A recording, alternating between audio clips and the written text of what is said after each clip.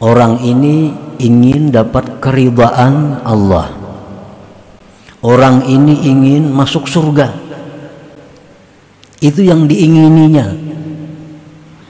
Maka Allah himpunkan baginya perkara yang tercerai-berai, dan Allah jadikan kekayaannya di dalam hatinya, dan dunia akan datang kepada dia dalam keadaan menyerah dan hina.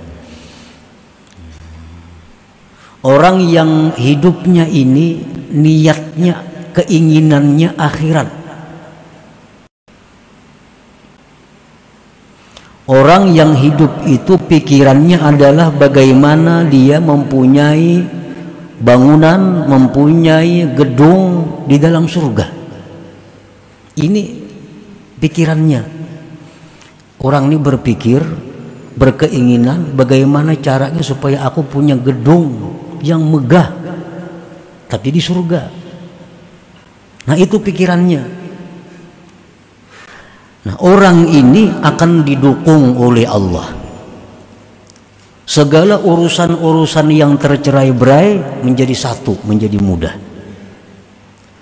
Dan hatinya dikayakan oleh Allah. Dunia yang dijatahkan untuk dia akan datang hina, menyerah kepadanya. Dan barang siapa keinginannya itu pada dunia. Nah, orang ini hendak berisi rumah nang megah nang mewah tapi di dunia. Hendak berisi kendaraan nang baik nang mewah tapi di dunia. Hendak mempunyai kebun ternak nang banyak tapi di dunia. Farraqallahu alaihi amrah, Allah cerai-beraikan atasnya urusannya. Dan Allah jadikan kepakiran di hadapan matanya, dan tidak datang kepadanya dunia kecuali yang sudah ditetapkan baginya. Jadi artinya orang-orang yang mengingini duniawi ini akan selalu sibuk karena urusannya tercerai-berai, dan selalu merasa fakir, merasa kada cukup. Dan dunia yang diberikan Tuhan kepadanya kada berubah daripada apa yang ditetapkannya di dalam Lauhil Mahfuz di masa azali dahulu kala.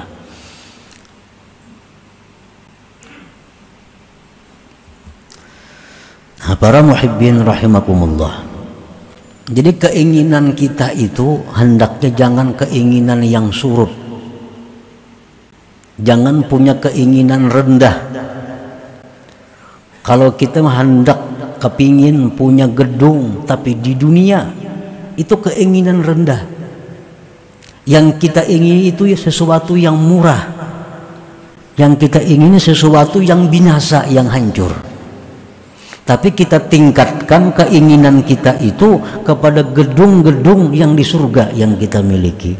Mobil-mobil mewah di surga tapinya. Apabila kita demikian pikiran kita, demikian keinginan kita, dunia itu akan datang sendirinya kepada kita tanpa susah payah mencarinya. Nah, para muhibbin rahimakumullah.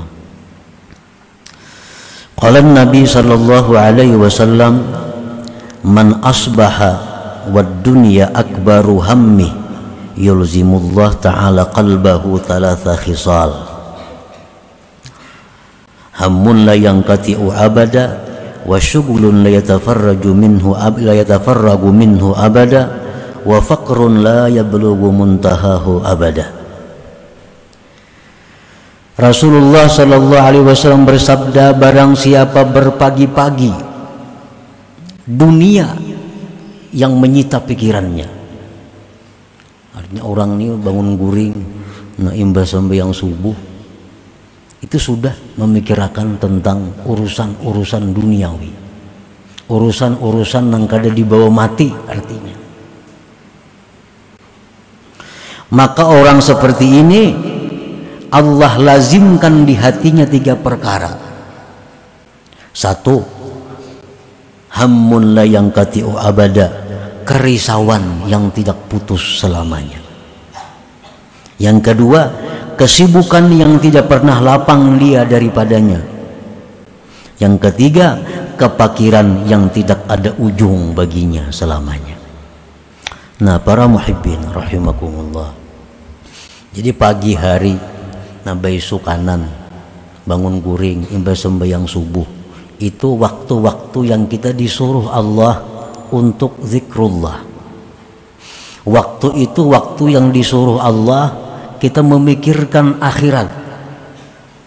Ini waktu pagi, awal siang, awal hidup kita. Pagi-pagi itu Allah menyuruh kita agar berpikir akhirat, jangan berpikir dunia.